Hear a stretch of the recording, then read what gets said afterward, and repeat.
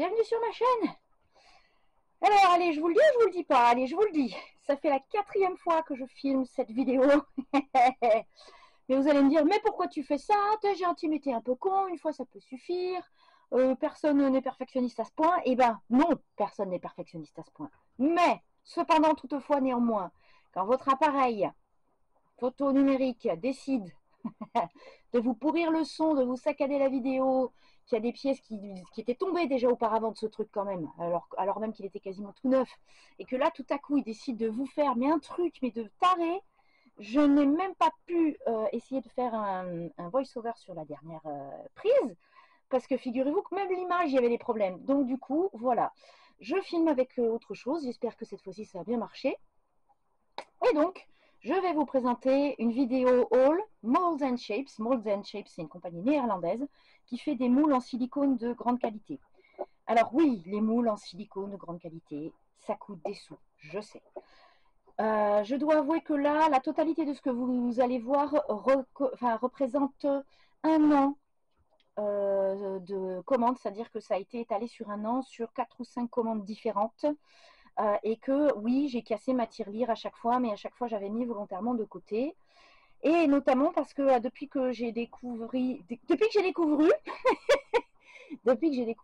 l'acrylique pouring et la résine, c'est devenu quasiment mon seul et unique loisir. Je vais encore au cinéma avec les enfants. Je regarde encore un peu des séries Netflix. Je suis toujours aussi fan de rugby. Mais globalement, voilà, je vis pas au resto, on part peu en vacances parce que un, parce qu'on est un peu casanier, et deux, parce que vraiment, enfin voilà, ça fait un peu plus d'un an que je fais des coulées acryliques. Ça fait beaucoup moins de temps que je me suis enfin décidée à me lancer dans la résine. D'ailleurs, à ce propos, c'est pour ça que ces jolis moules sont encore dans leur emballage. Parce que oui, il y a un an, j'ai commencé à acheter des moules de qualité, mais le temps que je me décide à faire de la résine, même sur des moules achetés sur Amazon et Temu, eh ben, il s'est passé un sacré bout de temps parce que j'osais pas, le complexe du débutant. D'ailleurs, visiblement, il y a le même complexe avec des tas d'autres machines. J'ai vu une vidéo d'Américains qui parle du complexe de complexe par rapport à la Cricut. C'est-à-dire, vous achetez une machine de chez Cricut qui coûte un bras et demi aussi, et puis, et puis vous la laissez dans la boîte. Parce que vous n'osez pas l'ouvrir, la déballer, l'installer. Et des fois, rien que d'ouvrir, déballer, installer et faire un premier projet, eh ben, ça vous met le pied à l'étrier. Donc j'ai fini enfin par faire des projets résine dans des moules très basiques que vous avez pu voir dans mes shorts. Puis j'ai enfin commencé à utiliser les moules de qualité que j'avais commandés chez Molds and Shapes. Puis j'ai fait aussi des commandes chez Pouring Your Heart Out, donc la chaîne de résine de Julie Cuts, qui est une Australienne qui a une boutique eBay, que je vous montrerai plus tard.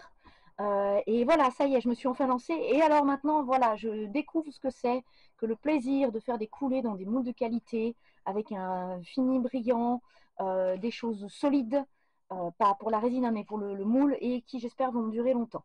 Donc Molds and Shapes, d'ailleurs ils ont des consignes d'entretien sur leur site. Il faudra que j'aille voir parce que j'ai déjà pas mal potassé le sujet en vidéo. Mais voilà. Donc mon premier achat, c'était ces deux moules-là, donc des moules de dessous de verre. Celui-ci, c'est un moule de dessous de verre holographique.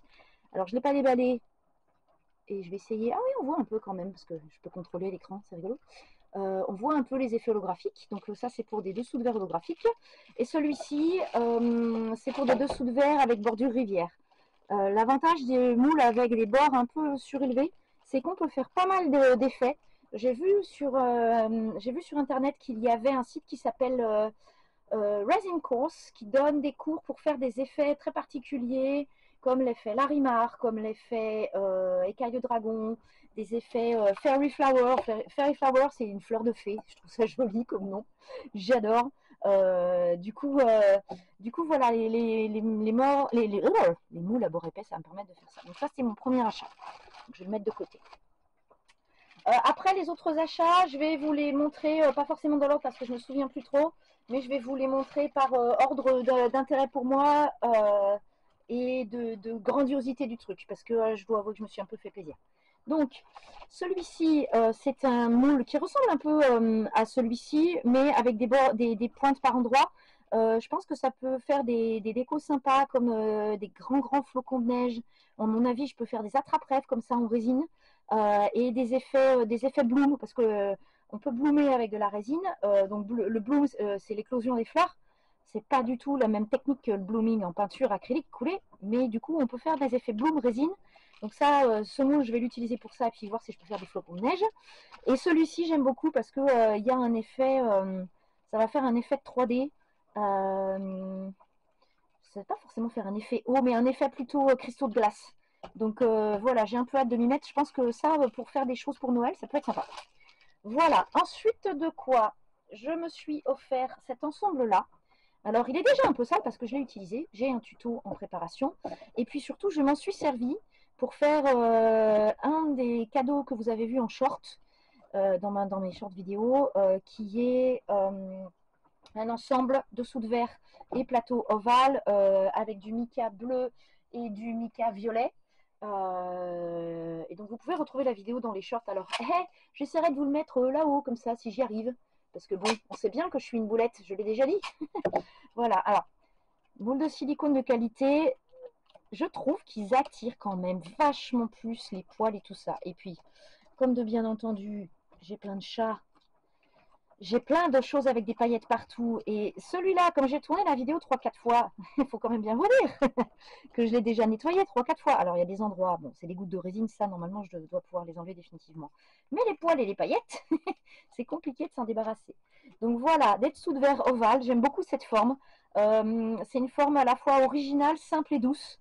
Donc, du coup, ça m'a fait vraiment très plaisir de faire des dessous de verre comme ça. Et j'aime beaucoup aussi le plateau que j'ai fait ovale avec celui-là. Là, vous voyez, ça c'est une chute de résine qui vient de je sais pas où, encore de la paillette. Alors ça c'est les grosses paillettes que j'avais mises justement en décoration dans la résine sur ce plateau-là. Et du coup, il entraîne encore. Voilà. Donc j'essaie d'en prendre soin. Donc pas de chalumeau là-dessus. J'ai un briquet au long cou, les fameux long neck lighter, comme disaient les Américains. Donc voilà, hein, on voit qu'il a quand même pas mal servi déjà. Il est déjà couvert de résine. Parce que j'ai quand même fait pas mal de trucs, mais j'ai vraiment pas tout filmé parce que j'étais tellement pas à l'aise avec mon complexe de la débutante que du coup, j'ai pas filmé toutes les réalisations. Mais celui-ci, là, ça va faire l'objet d'un tuto dans pas très longtemps. Voilà. Ensuite, j'ai vu celui-ci utilisé sur la chaîne de Claire's Crafty Corner, qui est une anglaise. Et j'ai adoré l'originalité de la forme de ce petit plateau avec un emplacement pour mettre une tasse, on peut même mettre un gros mug, et puis un petit endroit tout mignon pour pouvoir mettre, je sais pas moi, un croissant, des petites biscottes, des petits gâteaux, voilà, pour faire un service petit déjeuner au lit ou petit plateau tout mignon quand on a un invité à la maison. Enfin, voilà, j'ai trouvé ça tout mignon et j'ai craqué. Que voulez-vous, je suis une fille, hein, c'est comme ça. Ensuite, je me suis offert un ensemble. Alors ça, c'est ce que Molds & Shape appelle la forme rough and tough. Donc épais et un peu brut. Donc vous voyez ici, ça fait des effets très très bruts sur le bord. Ça fera un effet un peu rocher, je pense.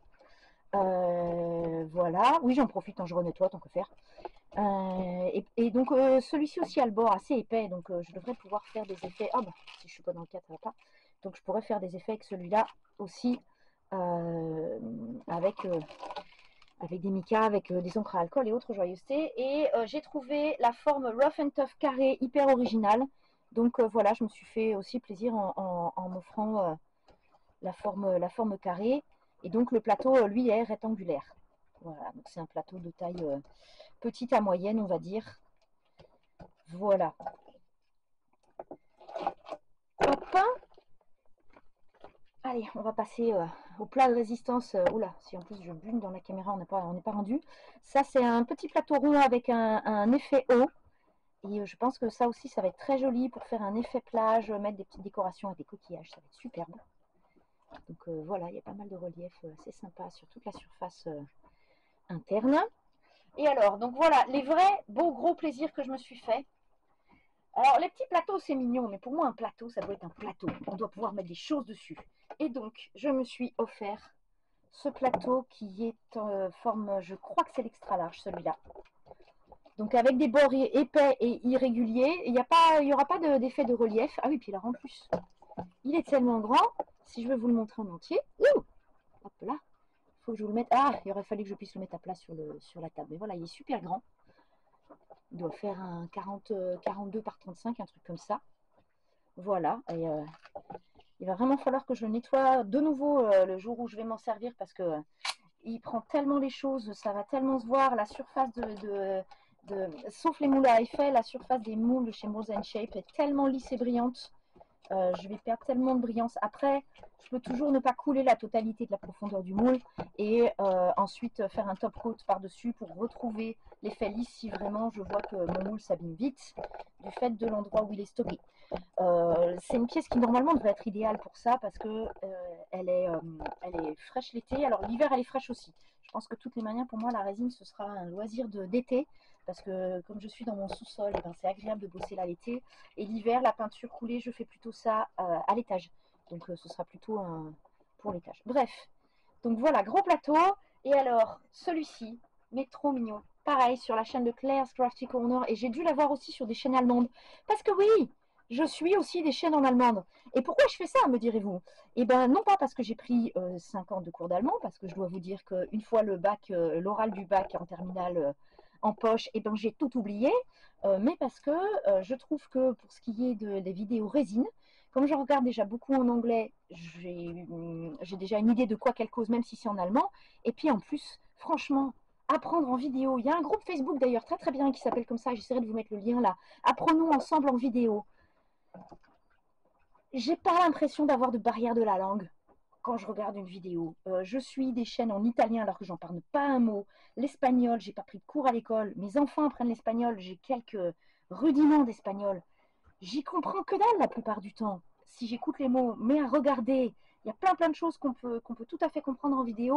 Donc c'est pareil, quand certains viennent rajouter parce que j'ai une partie de mes vidéos en anglais, eh ben, quelque part, j'ai envie de vous dire, au final, est-ce que c'est mon problème à moi ou est-ce que c'est le vôtre? Je pense qu'il y a beaucoup de choses que je fais qui sont tout à fait évidentes, rien que par le fait que ce soit filmé et que ce ne soit pas expliqué. Il y a beaucoup de choses pour lesquelles il suffit de regarder pour comprendre. Après, j'imagine que pour ceux qui n'ont absolument pas de mémoire visuelle et qui sont très mémoire auditif, là, ça doit être handicapant. Et alors là, c'est aussi pour ça d'ailleurs que les vidéos que je fais en anglais, j'essaie de m'arranger pour les doubler en français après. Et puis j'ai fini par trouver en farfouillant dans YouTube des endroits où je pouvais faire doubler en automatique mes vidéos dans la langue dans laquelle je la fais et la faire traduire par YouTube. Alors, comme je suis une boulette, ça marche pas à tous les coups. J'ai réussi une fois, je ne sais pas si j'arriverai une autre. Et d'ailleurs, petit message en passant pour mes amis anglophones, vous comprendrez cette vidéo si j'arrive à la doubler. Donc du coup, j'aurai un doublage de ce haul en anglais que je ferai faire automatiquement par YouTube parce que sinon c'est trop long. Donc bref, ce petit moule tout mignon en forme de feuille. Et alors, donc là, vous avez un petit emplacement qui fera une découpe ici pour pouvoir accrocher ce moule.